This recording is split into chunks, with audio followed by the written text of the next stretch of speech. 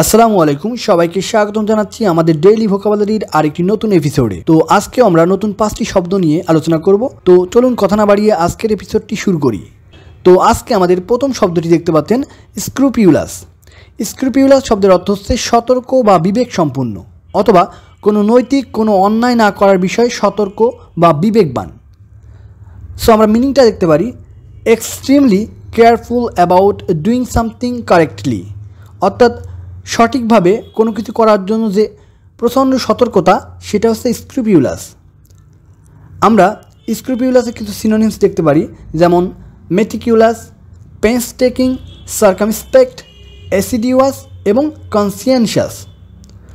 আমরা একটা ছবিতে দেখতে পাচ্ছি যে একজন প্লেগ্রাউন্ডের ঘাস ছোট বড় স্কেলের সাহায্যে মেপে দেখছে, অর্থাৎ এটি কিন্তু খুবই সিলি টাস্ক, তারপরেও সে খুব সতর্কতার সহিত এই কাজটি করছে। সো এটা হচ্ছে স্ক্রুপিউলাস টাস্ক।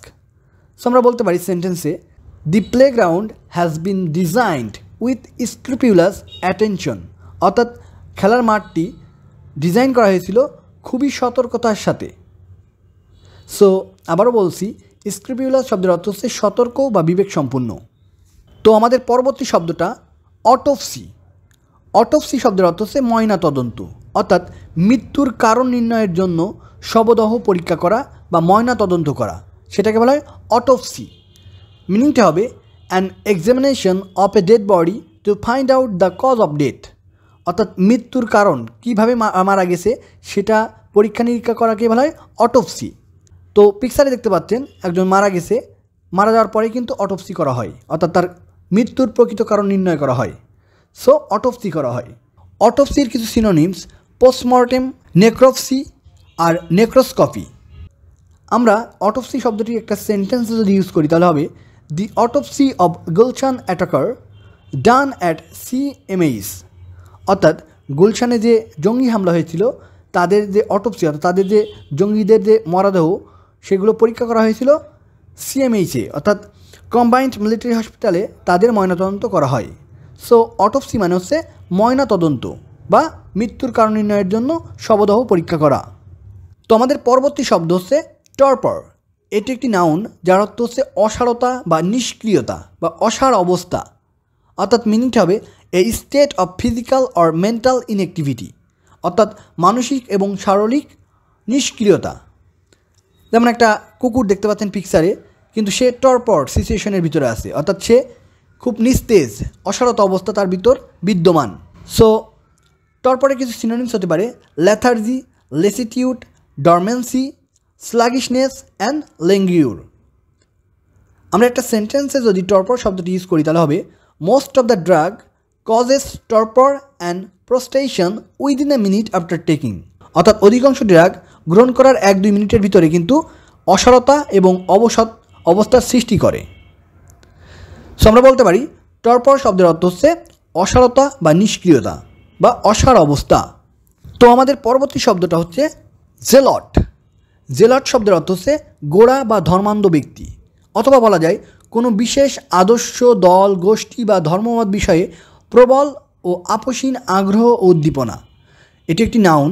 সো এটাকে অন্ধ সমর্থকও বলা চলে। সো মৌলবাদী, গোঁড়া এই টাইপ বোঝাতে জেলট শব্দটি ব্যবহার করা হয়। যেমন মিনিংটা হবে a person who is fanatic and uncompromising in pursuit of their religious, political or other ideals, অর্থাৎ একজন ব্যক্তি যখন ধর্মান্ধ বা আপোষ করতে চায় না তার ধর্ম কিংবা তার রাজনৈতিক এবং অন্য কোনো আদর্শের প্রতি। সো আমরা পিকচারে দেখতে পাচ্ছি ডেডলি অ্যাটাক অন মাইনরিটিস, অর্থাৎ যারা ধর্মমতে বিশ্বাসী, অর্থাৎ যারা সংখ্যালঘু, তাদের উপরে এই জেলাট সম্প্রদায় কিন্তু বিভিন্ন সময় অ্যাটাক করে। সো বাংলাদেশের সংখ্যালঘু যেমন হিন্দু সম্প্রদায়, তাদের প্রতি কিন্তু একটা আক্রোশ থাকে এই জেলাট সম্প্রদায়ের। সো এটাই বোঝানো হচ্ছে এখানে।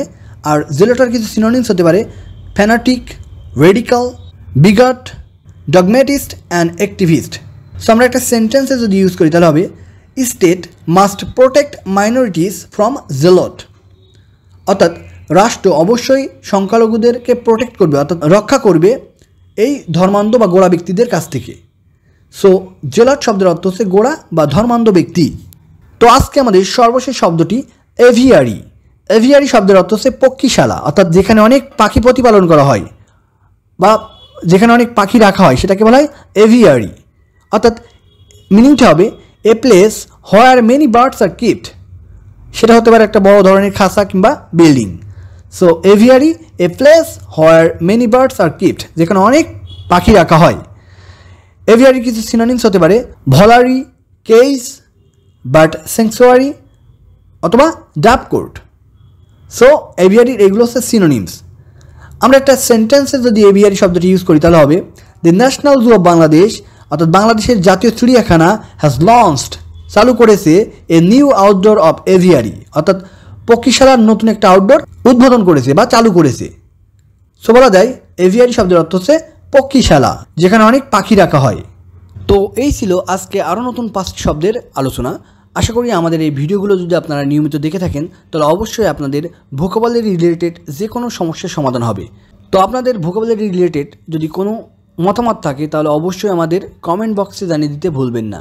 যারা এখনও আমাদের চ্যানেলটি সাবস্ক্রাইব করেনি তারা অবশ্যই আমাদের চ্যানেলটি সাবস্ক্রাইব করে আমাদেরকে উৎসাহিত করবেন। তো আজকের মতো এই পর্যন্তই। সবাই ভালো থাকবেন। ধন্যবাদ। আসসালামু আলাইকুম।